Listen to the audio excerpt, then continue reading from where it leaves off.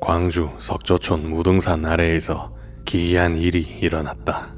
여러 안악들이 냇가에서 빨랫질을 하던 중 어디선가 우레 같은 소리와 함께 대호가 나타나 개중 가장 어린 계집을 물려고 했다. 그러자 기세가 남다른 한 여인이 대호의 앞을 가로막았다.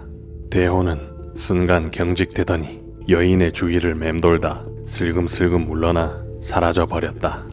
기이한 사건의 소문은 삽시간에 온 고을에 퍼졌고 궁금함을 참지 못한 이들은 고승을 찾아가 물어보았다. 스님, 저 여인이 귀신이 아니고서야 어찌 상군이 물러난단 말입니까? 시주, 귀신이 아닙니다. 여인의 복중에는 신령한 기운을 지닌 아이가 있는 듯합니다. 우등산 정기를 품은 대호마저 고개 숙이고 물러나게 한 그 아이가 익호 장군 김덕령이었다. 날 때부터 눈을 뜨고 울지도 않았던 김덕령은 어릴 적부터 맨손으로 호랑이를 때려잡을 정도로 장사였기에 광주 석조촌과 인근 고을에는 호환이 없었다.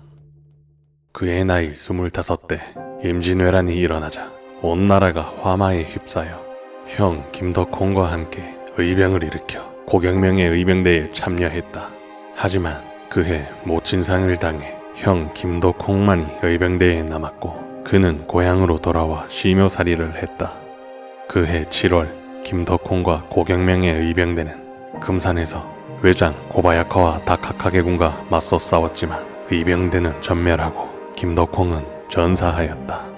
왜적들의 마수는 전라도와 충청도까지 뻗어왔고 분노한 마음을 주체하지 못한 김덕령은 눈에 보이는 왜적들의 목을 모조리 꺾어버렸다. 소문은 왜군 전체에 스며들어 그를 석저 장군이라 부르며 그 누구도 김덕령이 있는 곳엔 얼씬도 하지 않았다. 그렇게 어머니의 묘를 지키며 의병 활동을 할 때 인근 고을에서 백성들이 사라지고 죽임을 당하는 일이 빈번해졌다. 기이하게 여긴 김덕령은 평소 안면이 있던 유정 스님을 찾아가 물었다. 스님, 요즘 들려오는 괴이한 일들을 들으셨는지요? 그렇습니다, 시주. 간악한 외장 가등청정이 사악한 요괴를 끌어들여 나라의 정기를 끊기 위해 사람들을 해하고 있습니다. 이런 처죽에 그 요괴놈은 어디에 있습니까? 함경도 안변에 가등청정의 수하로 위장해 있다 합니다.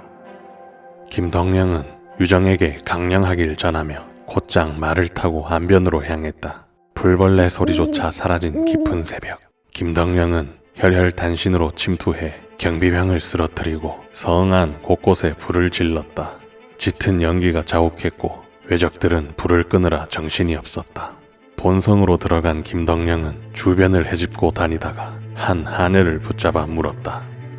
보아하니 조선 사람 같네만 이곳에 사람이 아닌 것을 본 적이 있는가?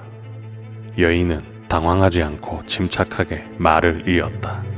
사람의 생각만 먹는 야만바라는 자가 이곳에 있사옵니다. 옳구나. 그놈에게 안내하거라. 여인은 김덕령을 이끌고 성의 가장 구석진 곳에 있는 방으로 가니 그곳에는 기괴하게 생긴 거한이 눈을 뜬 채로 자고 있었다. 이놈이 지금 자고 있는 게냐? 사실 간밤에 꿈에서 상군이 나와 저에게 말하길 요물을 잡기 위해 천장이 올 것이니 요물에게 술을 많이 먹여 잠재우라 하였습니다. 김덕령은 철추로 요물의 머리를 내리쳤다. 철추에 맞은 요물은 비명을 내질렀으나 죽지 않고 본신을 드러내며 김덕령에게 달려들었다. 둘이 손을 맞잡고 힘겨루기를 하자 바닥이 움푹 패이기 시작했다. 한참 힘겨루기를 하다 김덕령은 크게 호흡을 하며 요괴를 던져버렸다.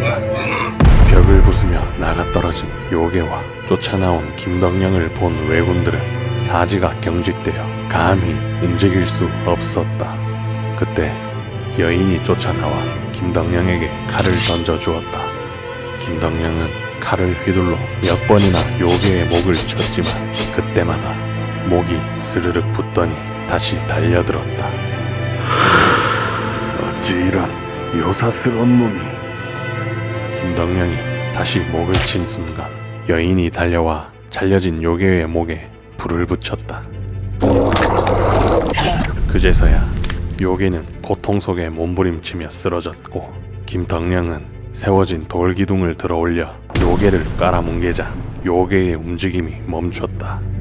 정신을 차리고 보니 가토 기요마사와 왜군들이 자신을 둘러싸고 있었지만 개의치 않고 자신을 도와준 여인을 말에 태우며 느긋하게 안변성을 빠져나왔다. 기요마사는 김덕령이 사라지자 자신의 목을 만지며 살아있음을 확인했다. 전국 팔도는 전쟁통의 아수라장이 되었고 아비규환 속에서 도사, 승려, 음양사들이 암약하여 각국의 영광을 위해 어둠 속에서 싸웠다.